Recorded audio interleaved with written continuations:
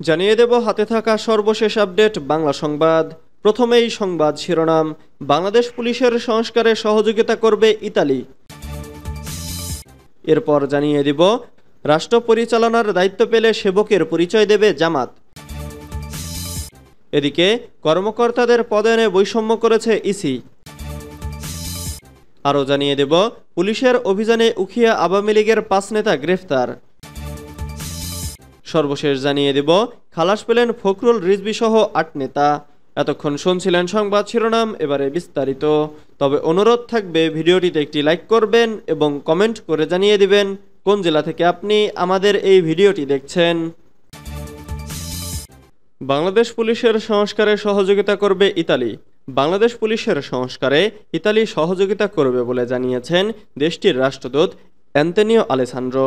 বুধবার 2 সেপ্টেম্বর দুপুরে ঢাকার তেজগাঁওয়ে প্রধান উপদেষ্টার কার্যালয়ে অধ্যাপক ডক্টর মোহাম্মদ ইউনূসের সঙ্গে সৌজন্য সাক্ষাৎকালে তিনি এ তথ্য জানান। প্রধান উপদেষ্টার প্রেস উইংয়ের পাঠানো এক বিবৃতিতে বিষয়টি জানানো হয়েছে। সম্প্রতি নিউ ইয়র্কে জাতিসংঘের সাধারণ পরিষদের সম্মেলনের ফাঁকে বৈঠক করেন প্রধান উপদেষ্টা ও ইতালির প্রধানমন্ত্রী জর্জিয়া মেলোনি। এর কয়েকদিনের মাথায় প্রধান উপদেষ্টার সঙ্গে বৈঠকে বসলেন ইতালির রাষ্ট্রদূত।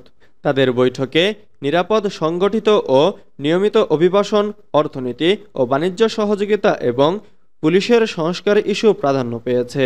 জানা গেছে, জাতিসংঘের সাধারণ পরিষদের সম্মেলনের ফাঁকে অনুষ্ঠিত বৈঠকে ডক্টর ইউনূস বাংলাদেশ থেকে ইতালিতে ব্যাপক আকারে আনুষ্ঠানিকভাবে অভিবাসনের আহ্বান জানান। তার এ আহ্বানের পরিপ্রেক্ষিতে ইতালির প্রধানমন্ত্রী মেলোনি বলেন, উভয় দেশেরই অনিয়মিত অভিবাসন কাটাতে কঠোর পরিশ্রম করা উচিত।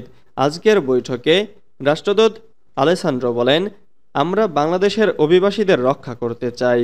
আমাদের আরও ভালো নিয়মিত অভিবাসনের জন্য কাজ করতে হবে। ইতালির রাষ্ট্রদূত অন্তর্বর্তীকালীন সরকারের সংস্কার প্রচেষ্টার প্রশংসা করেন। তিনি বাংলাদেশের নিরাপত্তা বাহিনীর প্রশিক্ষণ সহ পুলিশের সংস্কারে ইতালির সহযোগিতার প্রস্তাব দেন।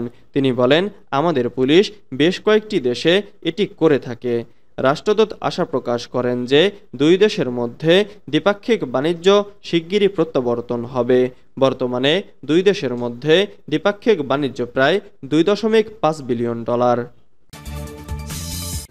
রাষ্ট্র পরিচালনার দায়িত্ব পেলে সেবকের পরিচয় দেবে জামাত। বাংলাদেশ জামাতে ইসলামীর আমির ডক্টর শফিকুর রহমান বলেছেন, রাষ্ট্র পরিচালনার দায়িত্ব পেলে নিজেদেরকে জনগণের শাসক নয়, সেবক ও খাদেম পরিচয় দেবে জামাতে ইসলামী। জামাত কর্মীরা আজীবন সমাজকর্মী হয়ে থাকবে। রাজধানীর বকশীবাজারে কারা কনভেনশন সেন্টারে চকবাজার থানা জামাতে ইসলামী আয়োজিত কর্মী ও সুধী সমাবেশে প্রধান অতিথির বক্তব্যে এসব কথা বলেন তিনি।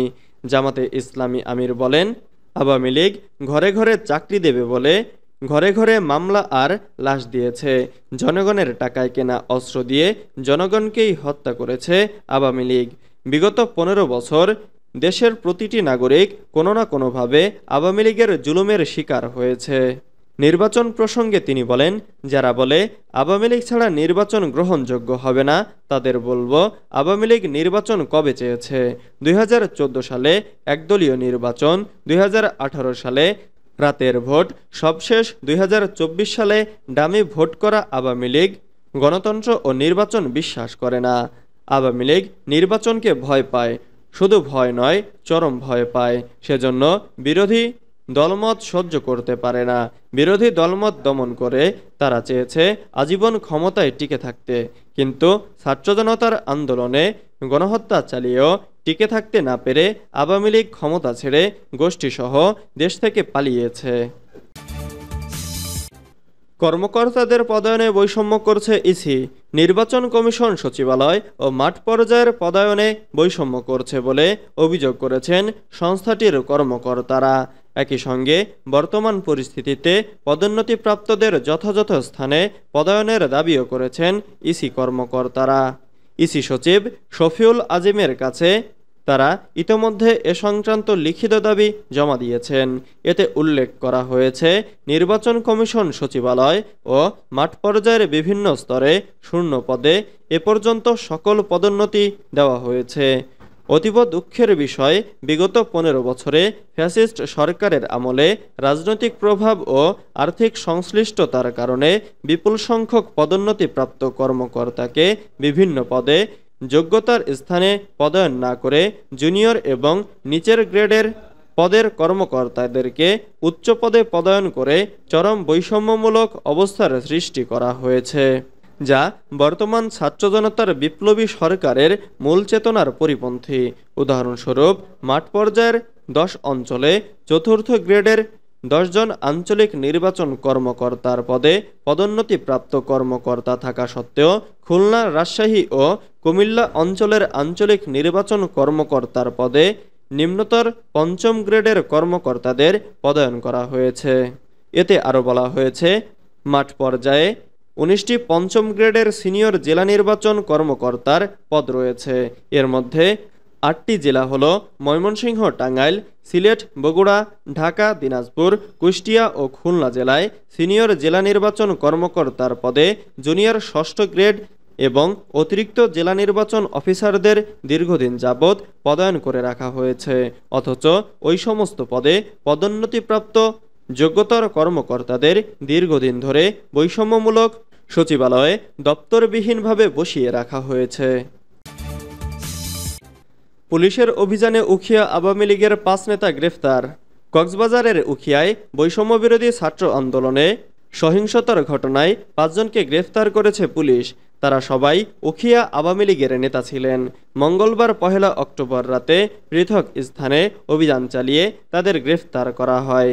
গ্রেফতাররা হলেন রাজাপালং ইউনিয়ন পরিষদের ৮ নম্বর ওয়ার্ডের বর্তমান চেয়ারম্যান ও উপজেলা আওয়ামী লীগের নেতা ইকবাল বাহার, উপজেলা আওয়ামী লীগের বন ও পরিবেশ সম্পাদক শহীদুল্লাহ কায়সার, উপজেলা ছাত্রলীগের আহ্বায়ক তারেক হোসেন মানিক, উপজেলা আওয়ামী লীগ নেতা জমির আহমদ, যুবলীগ নেতা ইমাম হোসেন, ইউনিয়ন আওয়ামী লীগ নেতা আব্দুর সালাম মধু এবং ইউনিয়ন যুবলীগ নেতা আবদুল্লাহ আল সাইমন।